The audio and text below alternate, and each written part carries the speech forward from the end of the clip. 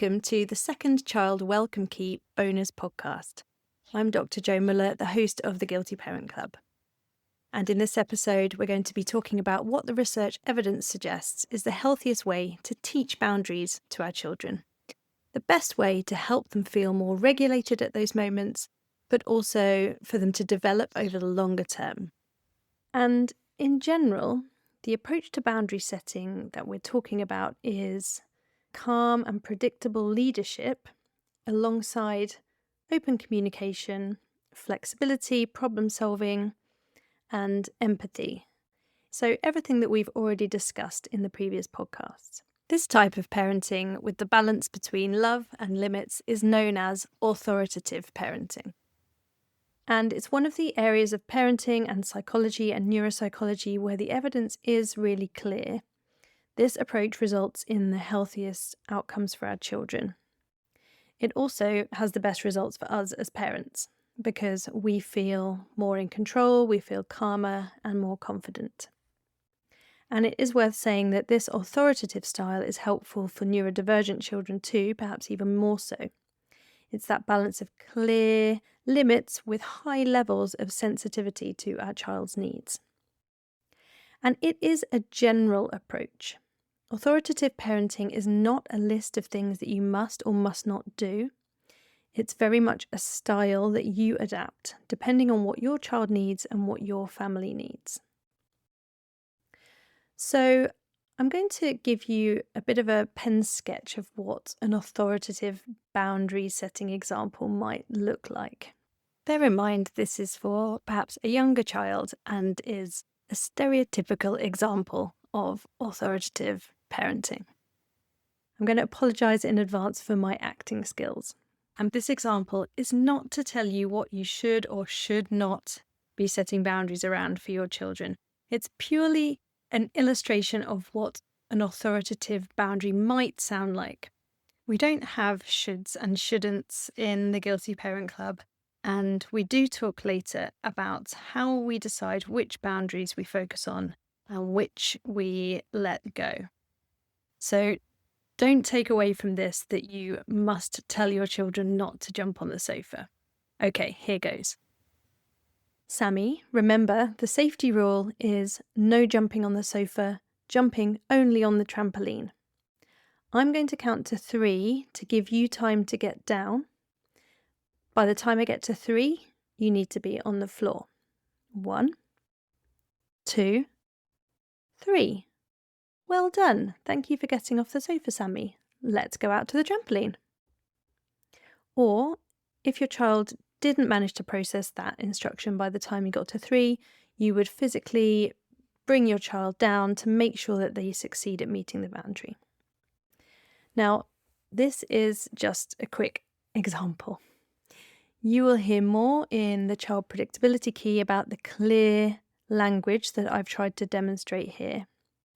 Some children with a demand-sensitive profile might better respond to a declarative language style, and we're going to cover what that is too.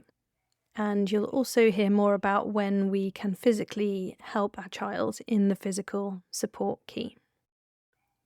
So, of course, for any kind of example, they can be tailored to your style and to your child. It's important that you are yourself and that you are genuine. It's not a script.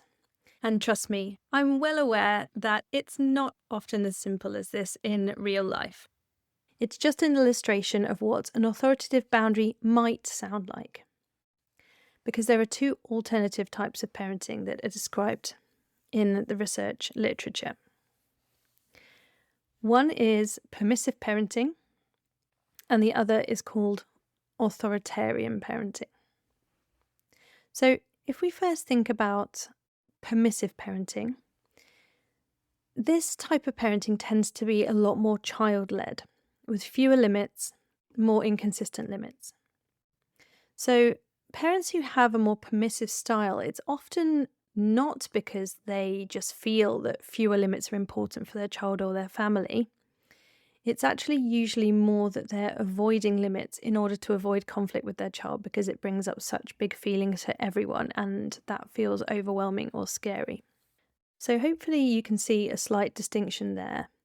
We are going to talk in later keys about the importance of not having too many boundaries or rules in our home.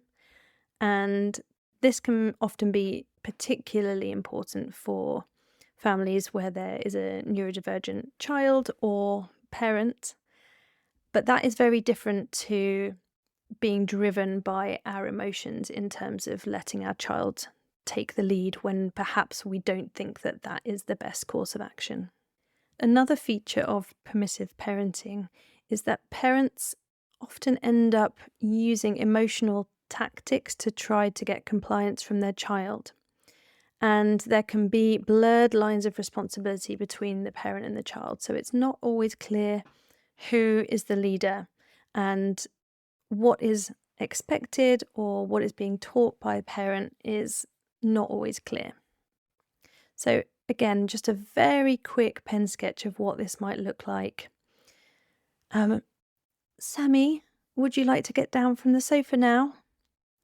You know that I don't like it when you jump on the sofa. You're making Mummy sad.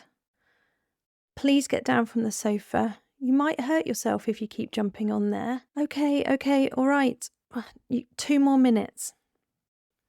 Okay, so again, this is a very quick illustration.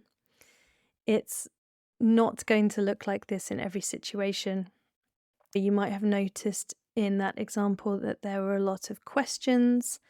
The parent was referring to how they felt about the child's behavior, but weren't actually helping the child to succeed, and then were being driven by the child's emotional response in terms of the best and safest course of action.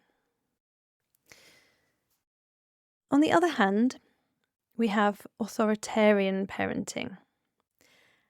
It's a little bit confusing because the word authoritarian sounds a lot like authoritative, but these are the words that are in the research literature, so I want to give you the correct terms. So authoritarian parenting tends to be much more rigid, and it doesn't have input from the child. There's little emotional attunement. It tends to involve some level of threats or force or punishment to get compliance from the child.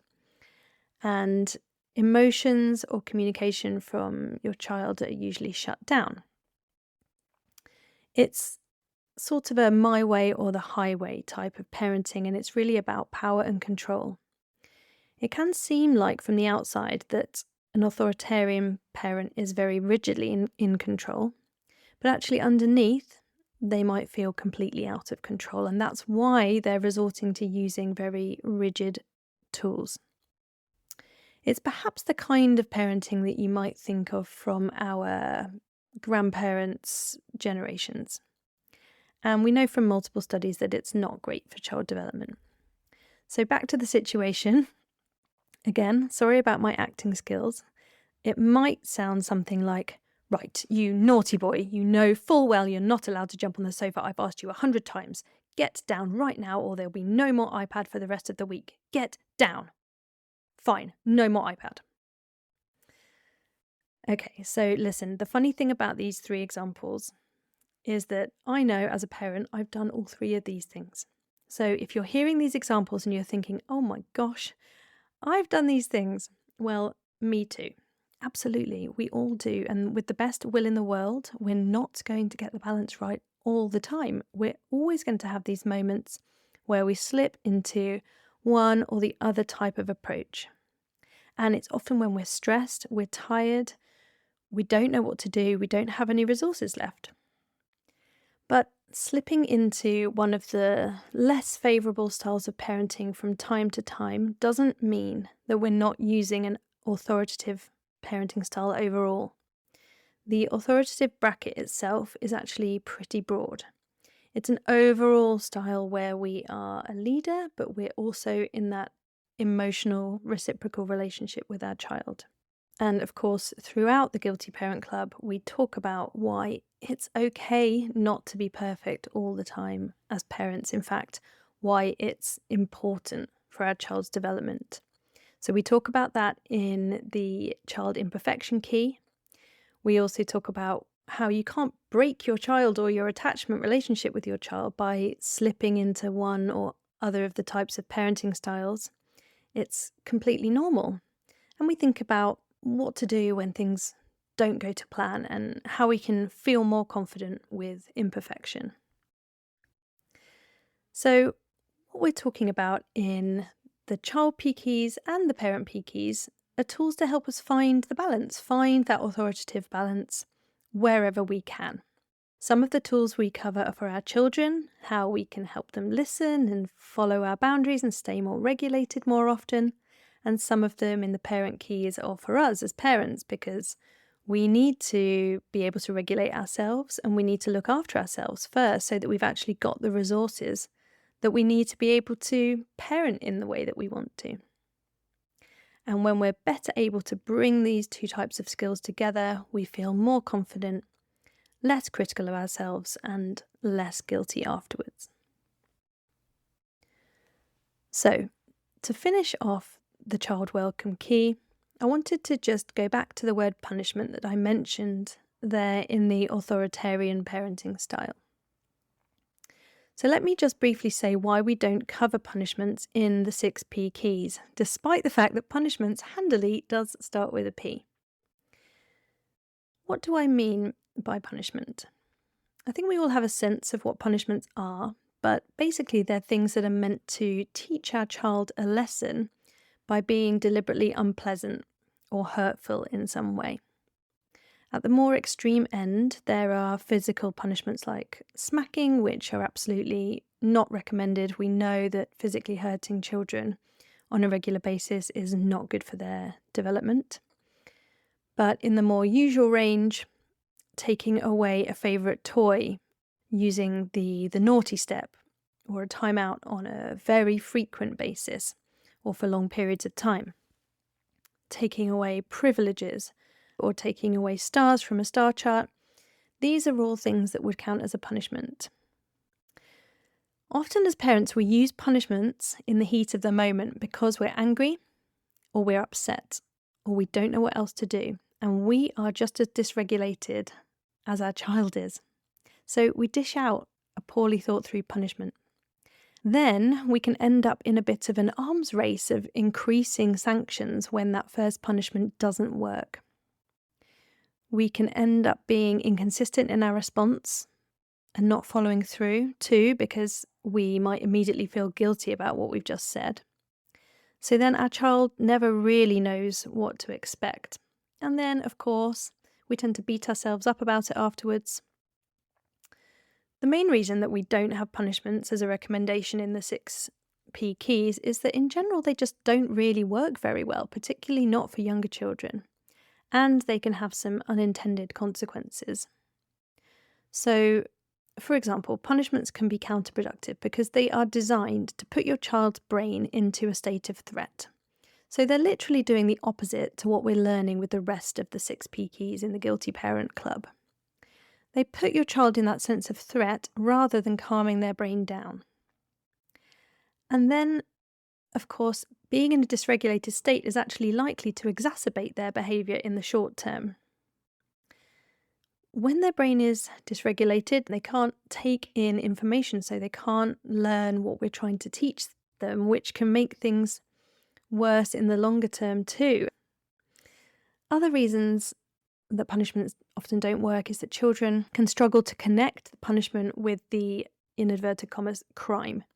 So if the two things are not logically connected or connected with time, children lack the brain development to be able to connect the two things together properly. So, for example, if we take a toy away that was nothing to do with what they've just done, then they might not understand why that's happened. Or if we say no iPad for the rest of the week, well, by the time they're not allowed the iPad, it's so much further away from when the behaviour happened, their brain isn't actually able to connect those two things together. And another aspect that brain development is important to think about regards to punishments is that if our child does something undesirable, it is often related to them lacking skills. So, for example, it could be around underdeveloped impulse control skills or emotional dysregulation. And so, even if we punish them for this behaviour, the next time the situation arises, they're not suddenly going to have those skills.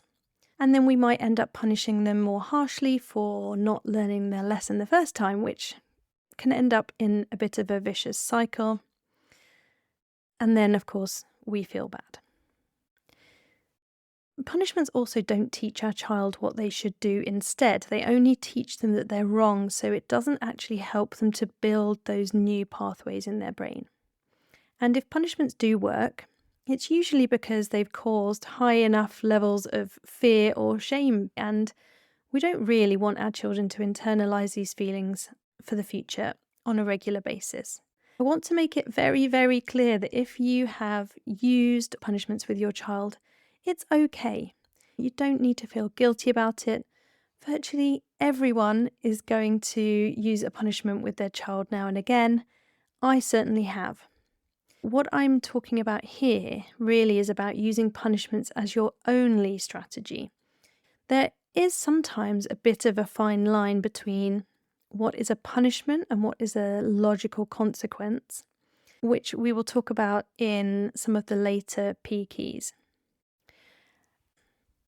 Thank you very much for listening to the Child Welcome Key. I'm really excited to get onto the rest of the Child P keys, where we're going to be learning those strategies that help to keep our child's brain more regulated. And the next P key is the Child Imperfection Key, where we're going to be learning a lot more information about our child's brain development so that we can have realistic expectations of them and also of ourselves. So I'll see you in the next P key. Thank you so much for joining me for these 2 bonus episodes, giving you a taster of what you'll hear if you join us for a deeper dive in the Guilty Parent Club. Of course, this is just the beginning. We have over 70 podcasts split across the 6 P keys, the child version of each P key and the parent version of each P key. It's an absolute treasure trove of information and ideas, flexible suggestions that you can tailor to your family, ideas that are simply there to help you feel more confident, more regulated, more connected to your child so that everyone in your family is on the same page. I would really, really love to see you there in the Guilty Parent Club with us, and please do get in touch if you have any questions. Thank you so much for being here, and remember, parents, you are doing a wonderful job, and good enough really is good enough.